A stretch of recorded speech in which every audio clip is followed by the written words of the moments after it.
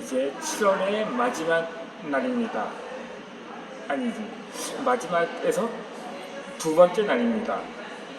내일이 마지막 날인데, 그러므로 본격적인 휴가철이 되었다고 볼 수 있고, 본격적으로 무더위가 시작되었다고 말하기에는 이제 그만 무더위 더위가 꺾였으면 하는 바람이 한창인 요즘입니다. 왜냐면 장마가 기껏해야 2주 조금 넘겨서 끝이 났거든요. 그러다 보니까 좀 열대야 또 일찍 찾아왔는데, 그런데 이게 우리나라도 열도미 현상이 나타난다고 합니다. 아직은 다소 미미한 수준이긴 한데, 캐나다에는 무려 50도 가까이 올랐다고 합니다. 원래 이 캐나다는 평양 기온에서 약 10도나 차이 나는 기온이라고 하더라고요.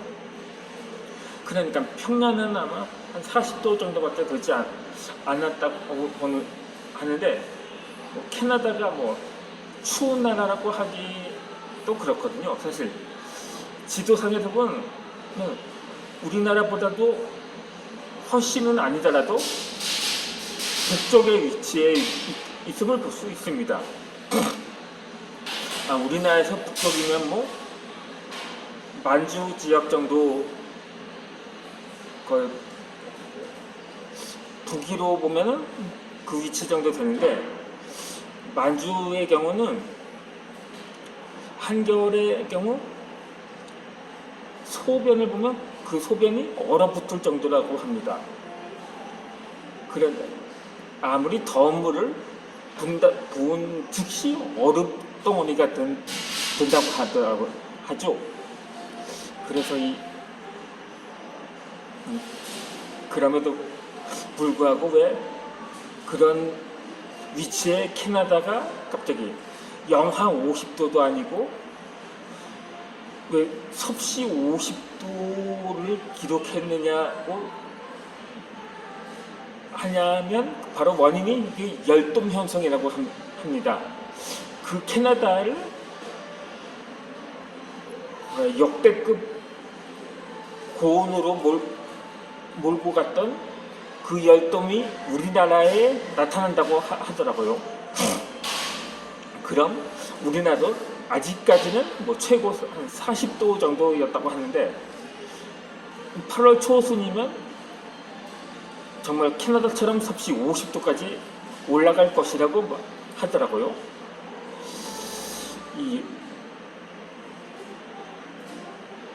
내가 영하 50도라고 했는데, 영하 50도하고 섭씨 50도 차이를 보면, 그러니까 영하 30도와 섭씨 30도의 차이를 상기해 보면, 이 영하 50도는 섭씨 50도보다도 훨씬 가혹하다고 말할 수가 있을 것입니다. 그런데 그게 아닙니다. 사실 이 섭씨 50도도 겪어보지 않은 사람은 그 위력을 체감하지 못할 겁니다. 이 섭씨 50도면 대개 섭씨 100도면 물도 끓는다고 하잖아요. 사실상 그러면 한 50도도 물도 서서히 더워지기 시작할 정도라고 볼 수가 있는 거죠. 한 40도만 돼도 물이 그렇게 시원하지 않음을 느낄 수 있거든요. 그렇다면 많은 사람들은 에어컨에만 의지할 수가 없게 되겠죠. 물이 시원하다면 에어컨은 추울 정도까지 그게 온도가 낮아지더라고요. 그러다 보니까 지하철 안에 보면 굉장히 차이가 나요. 어떨까? 다소 덥다고 느껴질 수고, 어떤 열차는 정말 춥다고 할 정도가 되더라고요. 여기서 제가 할 말이 뭐냐면, 최근 대체로 바이러스는 뭐 열에 약하다고 하는데, 물론 꼭 그렇지만은 않다고 봅니다. 오히려 그 반대라고 판단이 될 수가 있어요. 한간에는 지구 온난화로 인해 얼어붙어 있던 바이러스가 녹아서 활동을 시작했다고 볼 수가 있거든요. 물론 지금까지 역대 전염병 하면 대부분 겨울에 많이 발생한 걸로 알고 있는데, 가을에서 그러다 보니까 이제는 스페인 독감이라든가 신종플루도 겨울에 발생을 했고, 사스도 겨울에 발생을 했다고 하더라고요. 물론 메르스의 경우 여름에 발생을 했거든요. 아주 중동 지역에가 진원지다 보니까는. 그래서 바이러스가 열하고는 그렇게 상관이 없다는 사실이라는 거죠. 그러다 보니까 요즘 한 세 자릿수를 백신 접도 속도도 어느 정도 한참 뭐 1% 남짓에서 머무르다가 어느 순간 거의 뭐 20%까지 그냥 올라갔는데, 지난 5월에서 6월 사이 그렇게 하다 보니까 많이 약간 좀 일상생활이 자유로워지는 단계까지 완화를 했더라고요. 그런데 장마가 끝나면서부터 갑자기 막 1000명이 넘기 시작하더니 거의 뭐 최근에는 거의 뭐 2000명 가까이, 그러니까 1900명대 가까이 치솟았는데, 아마도 그것은 피서객이 몰려든 탓이라고 판단을 할 수 있는데, 요즘 피서는 그렇지 않아도 거리 두기를 격상해서 실내는 많이 모이질 못합니다. 그러다 보니까 동해안이나 남해안이나 서해안이나 북해안이나 북해안은 없죠. 그럼 주로 해안가를 위주로 많이 몰리고 있는데, 사실 해안가가 얼마나 넓습니까?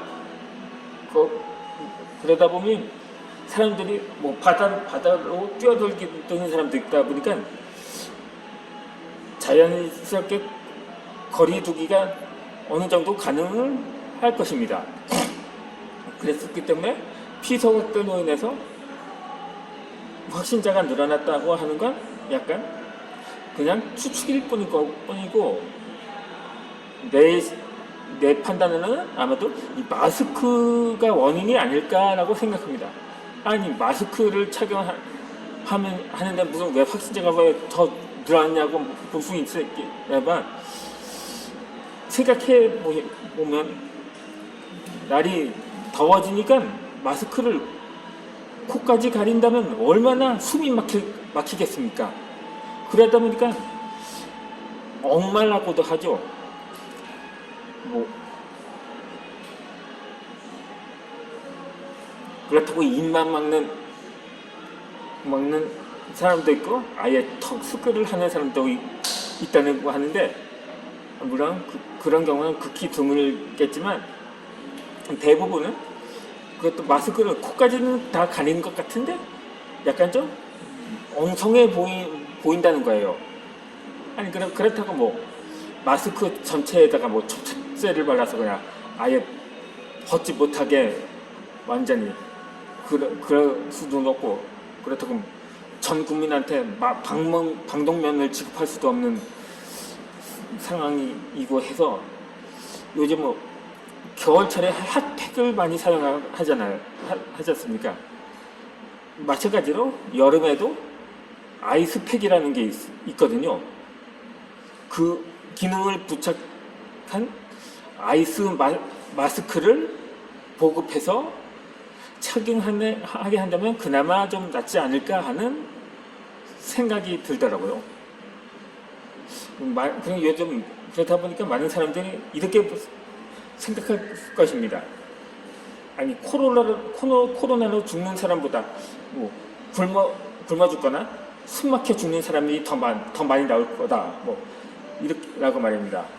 정거단의 연일 뭐 그건 폭염 거의 뭐 경보 수준의 기온이 계속되고 있는데 그러다 보니까 많은 사람들이 마스크의 답답함을 호소하다 못해 아예 그냥 아무렇게나 하다 보니까 결국 본의 아니게 확진자가 증가한 것이라고 판단이 됩니다. 작년에는 뭐 두 자릿수, 8월 초까지는 두 자릿수에 대구에서 한 100명, 거의 뭐 1000명 가까이 한때 증가한 적이 있는데 그때 또 작년에 또 장마가 얼마나 길었습니까? 그러다 보니까 폭염 특보가 내려진 날이 그리 많지 않았어요. 그래서 많은 사람들이 마스크 뭐 의무화도 5월에 시작이 됐고 해서 하다 보니까 그렇게 뭐 마스크를 착용해서 그렇게 답답함을 느끼지 못했던 것이었죠. 그러다가 장마가 끝나면서 그러니까 어차피 입추 말복 다 지나갔는데 이제 8월 15일 날 더군다나 또 집회가 있었거든요. 그 후에 갑자기 100명, 200명 넘게 확진자가 증가하기 시작한 거예요. 어쩌면 그것도 마스크가 어느 정도 연관이 있다고 어떻게 그것이 직접적인 원인이라고 말할 수는 없는데 그래도 날이 본격적으로 더워지면서 많은 사람이 마스크를 엉성하게 착용하는 사례가 나타나기 때문이 아닐까 한 거죠. 그러다 계속해서 그것이 이거 당시 2차 대유행이라고 하는데 뭐 그건 사실상 지금 뭐 2차 대유행의 연장선이라도 볼 수는 있거든요. 한 연이어서 1000명대까지 올라갔다가 계속 뭐 400~500명대까 600명까지를 해서 선에서 왔다 갔다를 했는데 뭐 지난 여름에 뭐 최대치 2차 대유행을 구분하면은 뭐 400명대였거든요. 그러다 그 당시에도 뭐 3단계까지 올리냐 마느냐 뭐 이렇게 논란이 있었는데 그러다 오다가 조금 풀었어요. 1단계까지 내려갔다가 그것도 결정적인 원인이 되었다고는 안 볼 수는 없겠죠. 그러다 보니까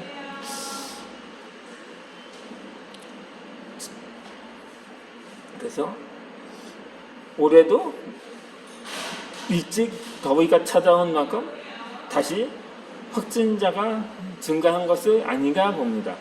그렇다고 뭐 옆 동네에서 올림픽 하느라 갑자기 증가한 그 영향을 받아서 증가한 거라고도 말하는 사람도 더러 있을 것입니다.